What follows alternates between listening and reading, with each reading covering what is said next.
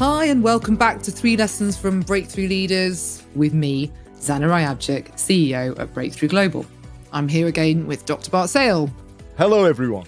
And this podcast is all about giving you insider tips and the know-how from the world's foremost leaders and creative talents, distilling their knowledge and experience into 3 lessons, which we guarantee will help you and your companies to unleash your potential.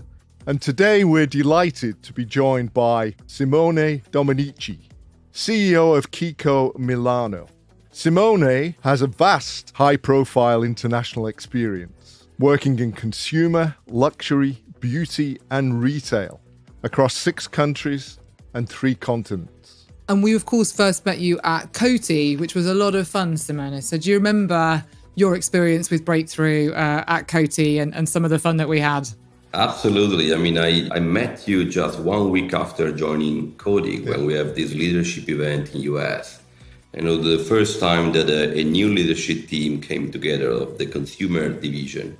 New people, new environment, new company. And actually, it was the best way to enter the company through these 2 days together. Yeah, it was great.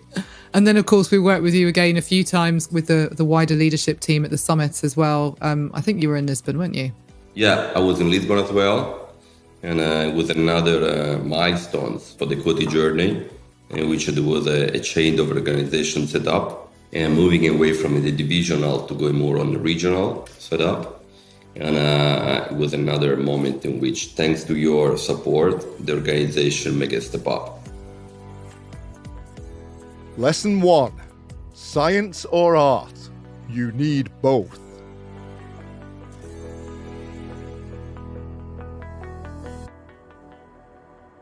What we're interested in is some of the experiences that you can share with us, and particularly some of the learnings you've had in your journey, which you think are critical to your growth, but you could also see that other people would value those.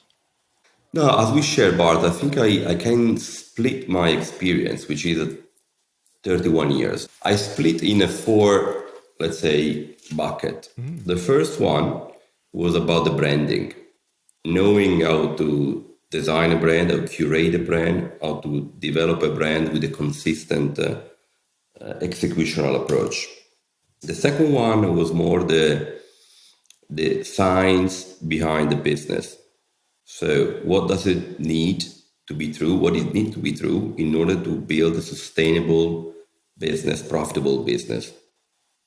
The third one, and then we might go through each of these steps. The third one was more the art part, how a brand can create desirability, how to inspire dreaming. And then the fourth one, which is started in Coty and now in Kiko, of course, I've got full opportunities to exercise this, is how to create a winning team. This is my first role as a CEO. I started in Kiko a bit more than 2 years ago. And then I could leverage of all this experience of the 3 previous buckets I mentioned in order to create the team that I believed was the right one in shaping the success of this company. But we'll come back to this later. So these are the 4 main buckets in which I would divide my journey so far. That's a great way of doing it. And I love the science and art part of that. That combination, that's something that's always motivated me through life, actually. And where did your story start? So what was your very first part of your career? My very first part, actually, before joining Unilever, when I spent 15 years, I had a short experience as an auditor in a large multinational, American multinational. And actually, even if auditing and, let's say, P&L management was not really what was driving my enthusiasm, it was a great opportunity to discover how to analyze different businesses, starting from their balance sheet and the P&L. Something that afterward in my journey, I found it very extremely useful. But then after a few months, I joined Unilever, where my first chapter, where I can say I learned and I practiced how to design a brand. Unilever at that time was very disciplined. I believe it still is very disciplined in the way you create a brand, starting from identifying an insight and an essence, of your brand, what your brand stands for, what is the purpose of the brand, and how to activate the brand along the different execution phases, always with a high level of consistency among them. Because always with consistency, you create a brand feeling that bonds the customers, bonds the audience to what you stand for. If you lose consistency and you use one media differently than another one, or the packaging is not aligned with what you do in a store execution, or your narrative in one media channel is inconsistent with what you say in the other one, the brand looks very blurry, and consumer at the end will be lost. So consistency, discipline is as important as creativity when you want to build a brand. And then you start practicing what you shared before, the science and art. Yeah. What I'm always interested in, and we talk about it a lot on the podcast, it seems to be a common theme, certainly because it is a fundamental principle of any great leadership, is around this idea of discipline. And it's not very sexy, and it's something that I think particularly we see with the younger generation coming into the workforce, that is something that people want to dabble more, they want to try something, and then they want to go on to the next thing, and they want to move on and move on and move on.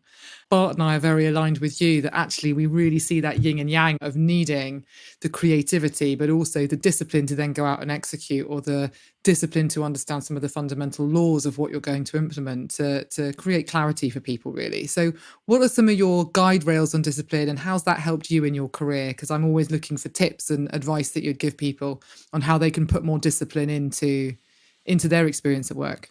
I mean, my experience with myself, it works in the following way.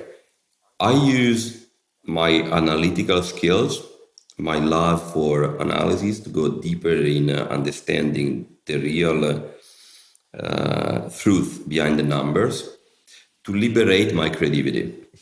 In a way, I can't be creative if I don't have a solid analysis upon which I can pose my creativity. Because otherwise, I will be a little bit superficial. And I don't feel confident in approaching in a superficial way any piece of the work I do. So I really rely a lot on data. Then once the data are clear, once I really embodied the data and really understood deeply, then I can liberate my creativity, generating with this data and insight something that probably other mind will do differently. And then I source my uniqueness by giving the interpretation of this data and insight with my own creativity. But again, without this part, really deeply designed and engineered, I couldn't liberate my creativity. That is a bit the way it works for me. And then I believe it's when you're in business, at the end, the combination of the two, again, we go back to the art and science, but it's really part of my my journey. There's balance. Sometimes you tend to privilege, to prefer one of the two. And there are moments in which your creativity take a little bit of the overwhelm, a little bit the analysis. Even if the analysis tell you something, your intuition or your gut tell you something different, and then at the end of the day, you follow your gut. Mm-hmm. But the majority of the time, the gut is really source confidence out of a deep understanding on the facts.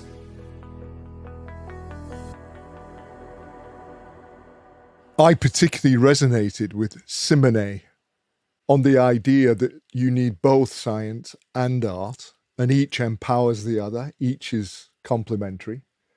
If I look through my career, it's always been both. Even at school, I wanted to do science and art. They wouldn't let me do it, so I went on different paths.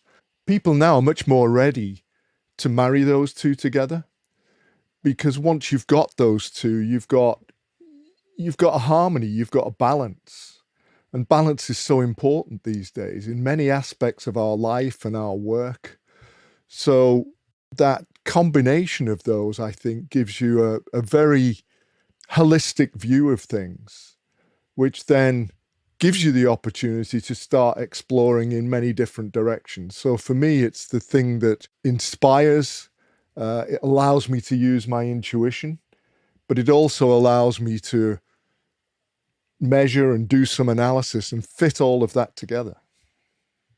So ask yourselves, are you spending a balanced amount of time in both of these facets? Most of us have a preference for one or the other, but that's not a reason to avoid the area of our life that we have less preference in. So take some time, spend some time this week looking at the area that maybe is out of your preference and how you can lean into that more to ensure that you're not missing any of the bigger picture. Lesson 2. Operational excellence is frictionless. Moving on into sort of the second stage of your journey, which was, I believe, in retail. When I switched from a fast-moving consumer goods, eventually you sell your brand through other retailers. When I moved into a retailer role as a general manager of a department store chain in Italy with some branch as well outside of Italy, having the customer's relation daily on the floor, you realize how much is important to take care about all the details. You give less space to creating branding experiences and more space to have a flawless, operational, frictionless model. Imagine the metaphor I use is about the oranges and the juicer.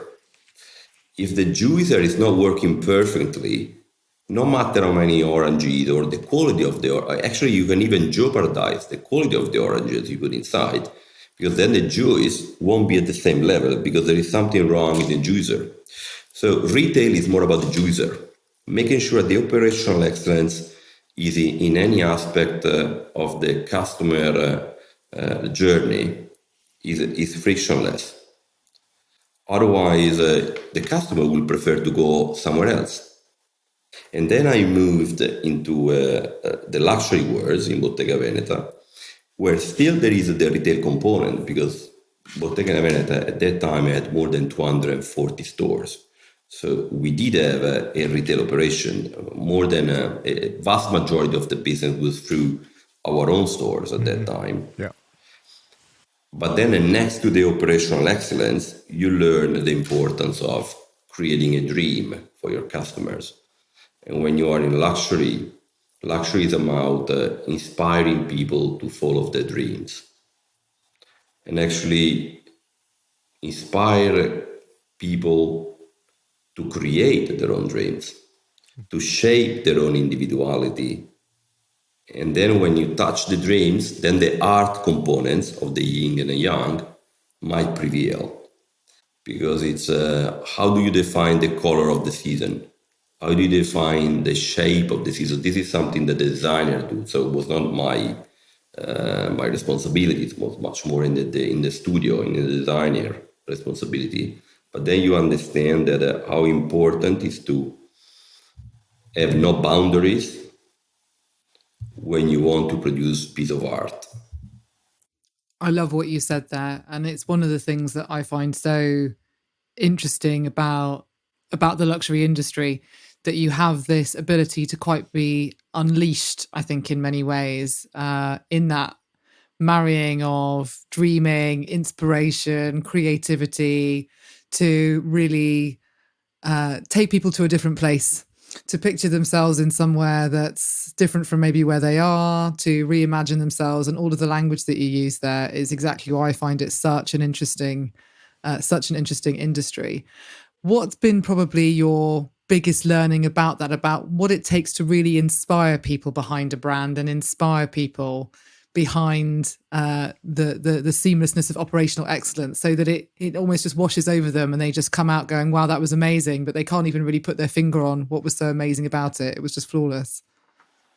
No, you're right. On the other side, the art will never be generating beautiful objects, beautiful manufacturers, if there is not a craftsmanship know-how. So at the end of the day, luxury is about creating this dreaming, but also designing and producing products that deliver on this dreaming. The difficulties of designing an artisanal product is not only in the process, but it's more about the experience of the people, the knowledge of the people involved in the process, which they have to select the right piece of fabric, the right piece of leather in a case. They need to know how to create the right stitches, the right elements and components that at the end of the day create a physical expression of the art. Otherwise, the art might remain too theoretical. And when you are in the luxury business, you need to be very practical, because at the end of the day, you want to wear this pair of shoes, you want to carry this bag, you want to wear this piece of leather of a garment, which is embodies in a way your individuality and help you to express who you want to be.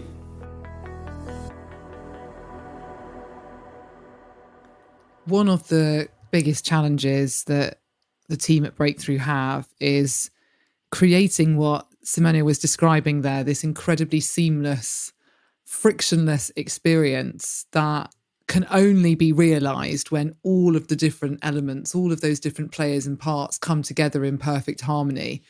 And it's an absolute skill. It's a challenge in every single organization, whether you're in retail, whether you're in the business of experiences like ours, and whether you're designing amazing products.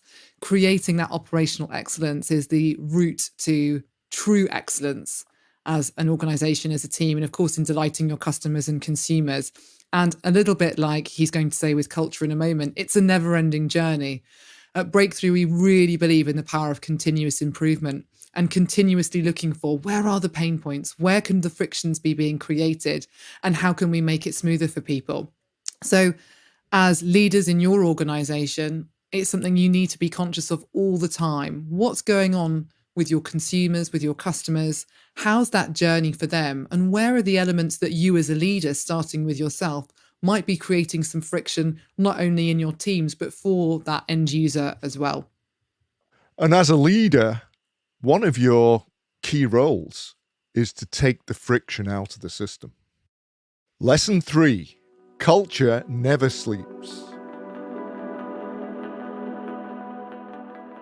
So, Simone, what I'm intrigued with is some of the examples you've talked about, even down to the operational excellence.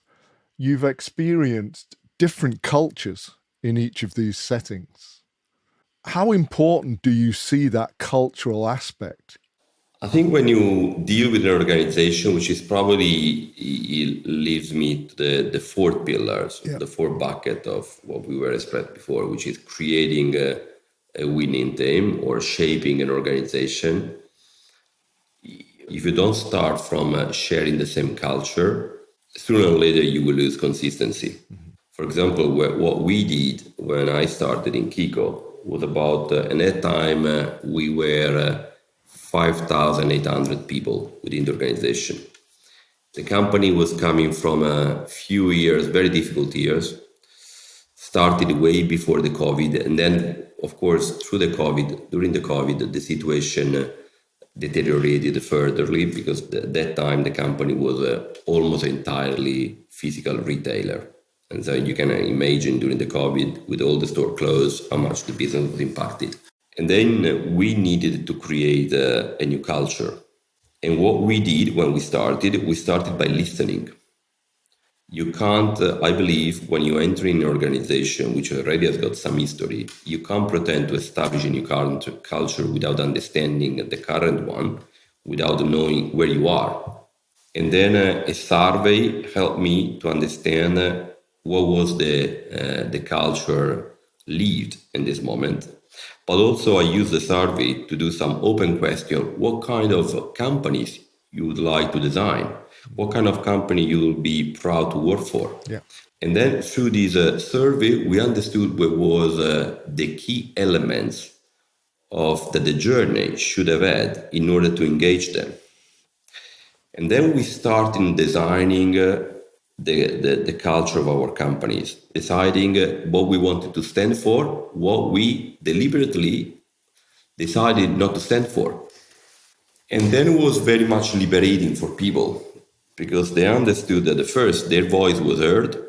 The second one, they could participate in shaping the culture of an organization, something that you don't have so many opportunities, especially when you join a large multinational. So what we did is that you don't ask you to adapt. We ask you to helping up in shaping it. Because at the end of the day, when you talk about culture, it looks a little bit theoretical. Then you need to transform it. You need to translate it in behaviors, in something physical that the people adopt in everyday life. Otherwise, it stands on the walls as these big values and no one lives. So we needed to impact on the belief, on the behaviors. With the clear examples, we were able to, let's say, break the silos that at that time the company had. Breaking the silos, the people started to understand the value of the interaction.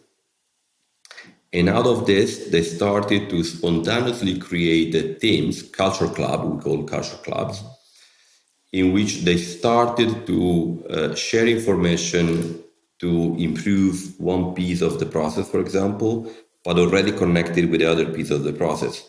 Then everybody was informed, and then the overall, let's say, ecosystem was able to improve. And this one and we keep progressing. Shaping a culture is a daily work. Mm-hmm.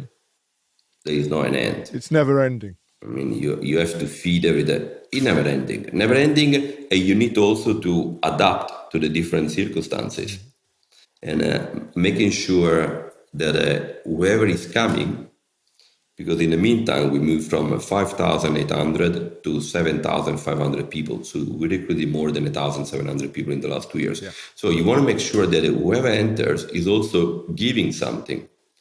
It's not only receiving the culture and adapting to the culture, but also helping the overall organization shaping a continuous culture transformation.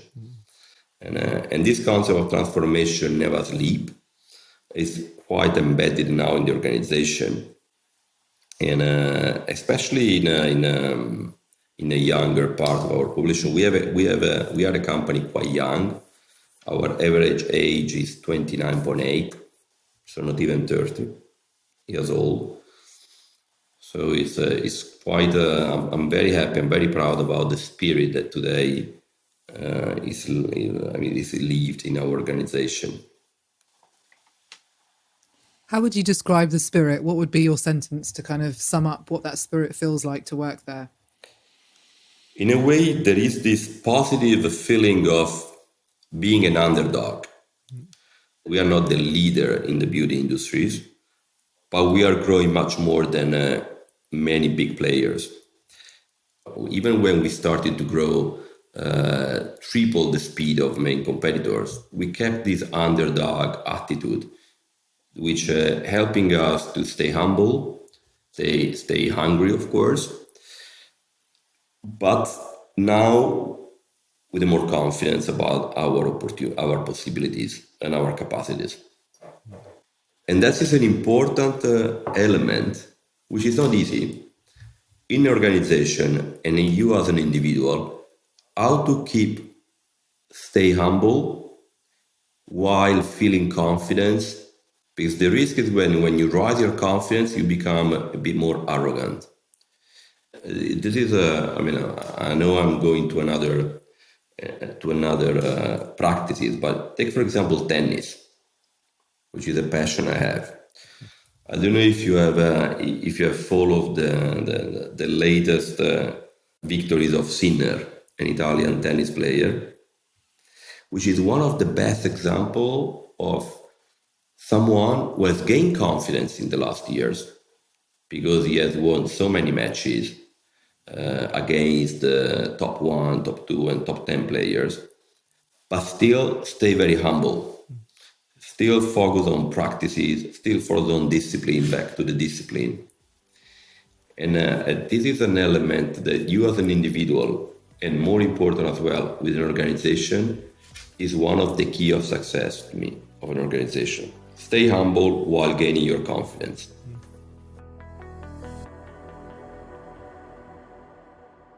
Nurturing and shaping your culture for a leader is never ending.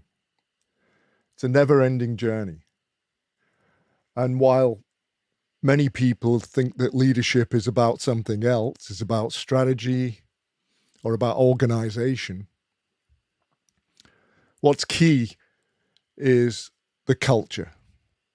The culture is what will bring you to success.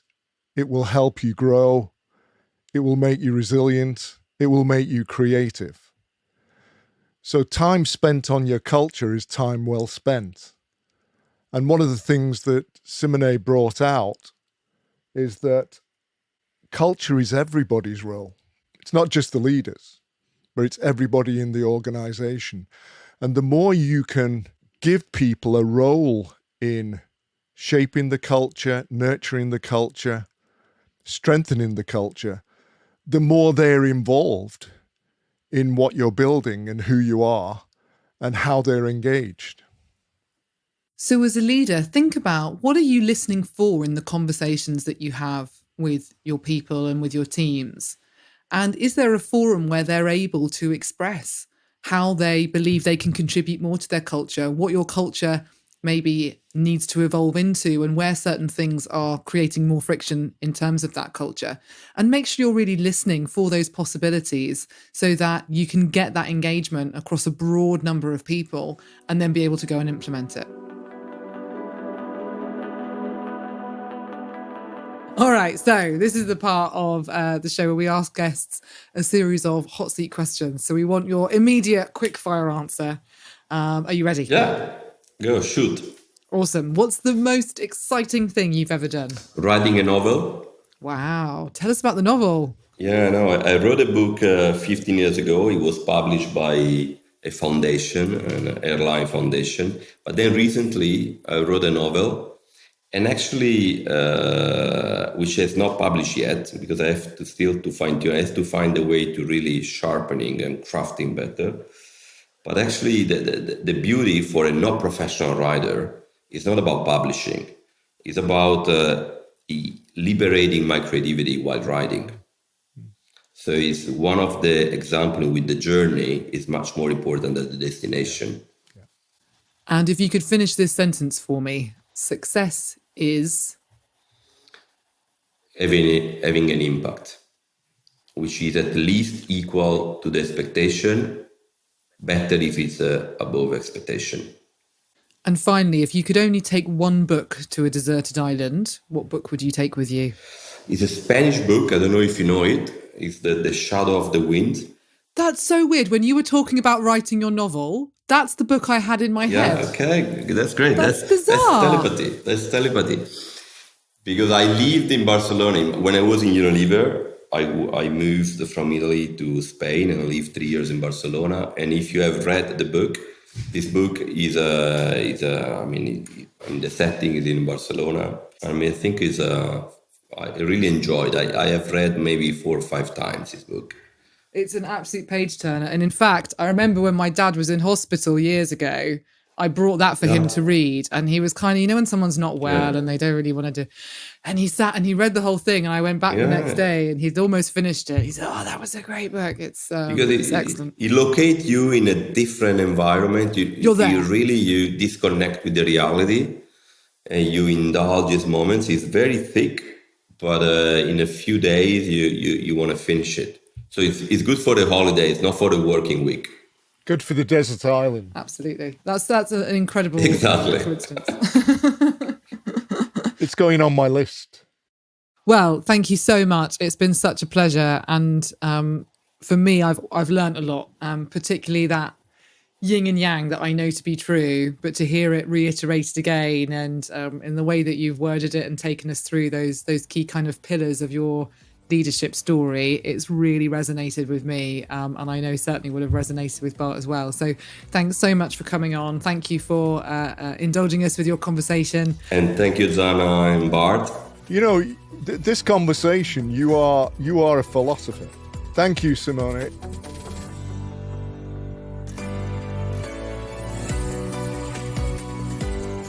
So thanks again for joining us. Remember to hit the subscribe button and join us again for our next set of lessons. And if you've got any questions or comments, email us at bartsale@breakthroughglobal.com or connect with us directly on LinkedIn at Breakthrough Global.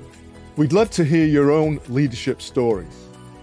And we'd also love for you to share this episode on your own social media and review and rate this podcast on your player of choice.